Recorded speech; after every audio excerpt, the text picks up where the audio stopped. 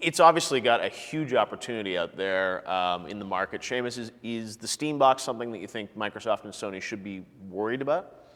Worried about. I know they should be paying attention to it. You know, we're in a moment right now, and I think that all the meta case for all this stuff, as boring as it is really a business case. You know, if you look at what happened in the music industry with iTunes, you know, iTunes found more or less, and you can disagree with me or not, the way to curate from a business standpoint that relationship between customers and the music in a world where everything was digital and downloadable suddenly. And they made it into a business, and they garnered the trust of the old players, and they created a new model that let people fund music in a different way and let consumers buy it in a different way. You know, flawed or not, that's what happened. And we're, to some extent, in that moment in games as technologies increase to the point where it's possible to download a big, high-quality game, where we have a proliferation of devices that can play all sorts of different games. The question is, how do you properly curate that business and manage that relationship between publishers and the sort of old game industry, as people talk about now, and consumers, and the concept of crowdfunding and Kickstarter? You know, these things are tied together, and what Gabe and Valve have done is come up with a successful model so far, despite the flies in the ointment, of curating that relationship and making it work. And anybody who's going to be successful in the game business from here on forward is going to have to pay attention to that and offer that kind of curated service, both so that customers don't feel gypped, and also so that people who are going to invest money to make games, be that developers or people doing crowdfunding or publishers or, you know, media investors, can feel like they're going to get that return so that it's worthwhile in a business sense. So Sony and Microsoft and Nintendo have to pay a lot of attention to that and have to, you know, take it seriously and try to learn from it. And it's quite a horse race. And the fact that Gabe, from a software company, is, you know, one of the leading horses is pretty exciting, and I think really good to, you know, shake things up. I think one of the interesting angles potentially for Valve's own Steam box is the streaming key. If they can deliver a box and do everything that OnLive did wrong, and they can deliver a high-end PC experience streaming to a box into your living room and make it really, really cost-effective where you're delivering this high-end PC stuff, that's when Steambox, I think, can become a major player. If it's cost-effective and I'm getting, whether it be Left 4 Dead 3, Half-Life 3, whatever, you know, whatever great PC game I want to play, streamed in over my internet connection, I think that, because OnLive was such a great concept, and they had such a flawed business model, I wouldn't be surprised if that was perhaps the key for the Steambox. Yeah, I mean, streaming games, people talked about those for a number of years. NVIDIA was showing that last week on Shield, at least, you know, locally streaming from your PC to the handheld console. Is that really going to happen? I mean, there's lots of rumors that, you know, the next Xbox, PlayStation are still going to have, you know, big capacity, you know, disk drives. I mean, it doesn't sound like anyone's betting fully on, you know. Sony bought Gaikai. And I mean, I've been pushing this personal theory for the last couple of months that the PS4 won't have emulation or backwards compatibility. You'll be able to rent, there'll be a rental Netflix GameFly type model that you will be able to stream the old PS3, PS2 directly into your machine, because the architecture's changed. We know that they're going with the off-the-peg components now, so cell processing is being moved away. So that, for me, is going to be a big part of what Sony present to us in 3 or 4 months' time. I think the streaming is going to be key. The big question mark is Microsoft, because we saw that leaked document saying OnLive potential acquisition. You know, we don't know how serious that was, but that's come and gone, and they've been very, very quiet. But Microsoft, very involved in the PC scene, despite Games for Windows Live.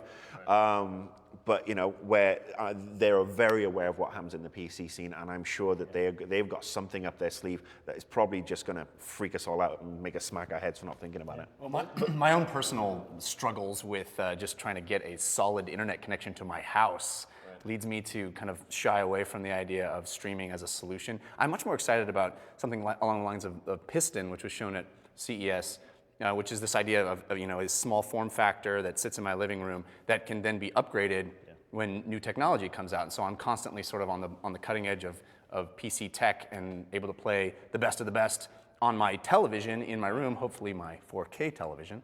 You know, and then I'm constantly able to just send stuff back and get the newest, latest, best, which I think for me is a much more interesting solution. So.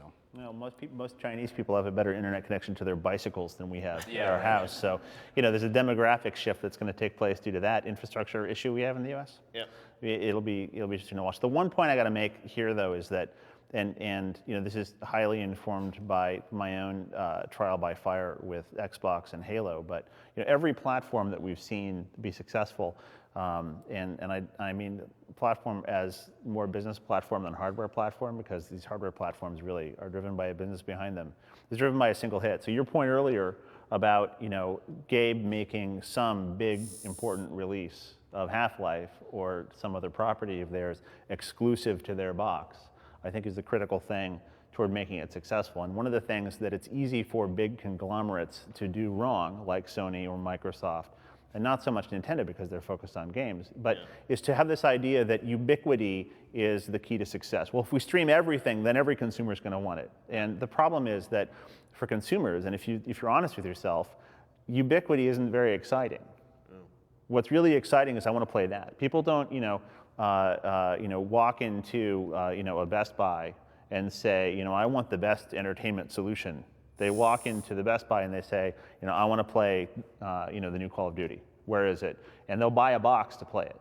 Yeah. And that's the power of our industry. And I think that it's important for everybody to remember that you have to have a big piece of content or several nice big pieces of content to suck people through. We talk about iPad a lot, but I believe very strongly that what was more important for the success of iPad as a game platform was Angry Birds and Cut the Rope and that content that drove people to buy the device because, or more people to buy the device because they could get that content on it than anything else. And you got to refocus on that all the time. No, I think that loops right back to what we were talking about before about Ouya, GameStick, where we started. Shield. I mean, right now there are no games that even though people are invested in Ouya, what's the killer app that everyone's going to want to buy for Ouya? No one knows right now. Right, and I think that's a great point. But I think it seems to me from Valve's perspective, their motivation with the Steam Box isn't how to sell Steam Boxes, it's how to get more people playing PC games. And I think it's, hey, more people will play our games if there are more ways to play PC games, and if it's easy to plug that into your television at home, more people are playing PC games. So I don't think it's, from their perspective, I don't think it's a way to make an exclusive thing to their box. I think maybe making it exclusive to Steam and have Steam be the predominant PC platform, and then get more people to play PC games by making PCs easier and more accessible. That's right. It's all about Steam, and that's the right way to do it. It's similar to Epic, for instance, right? Their business is really about licensing the Unreal Engine.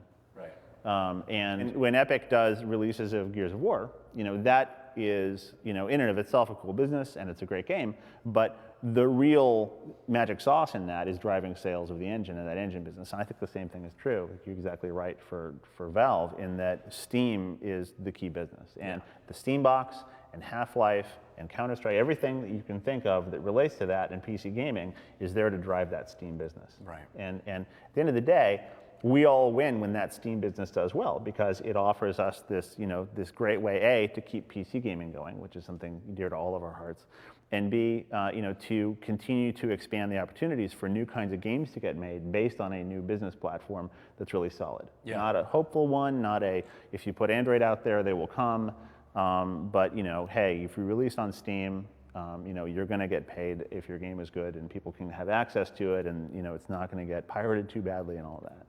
All right, well, it's going to be an interesting couple of years here when we see some new entrants into the console war. When we come back in the bonus round next Sunday, we're going to talk about another emerging market for games. It's Kickstarter. Next Sunday right here in the bonus round.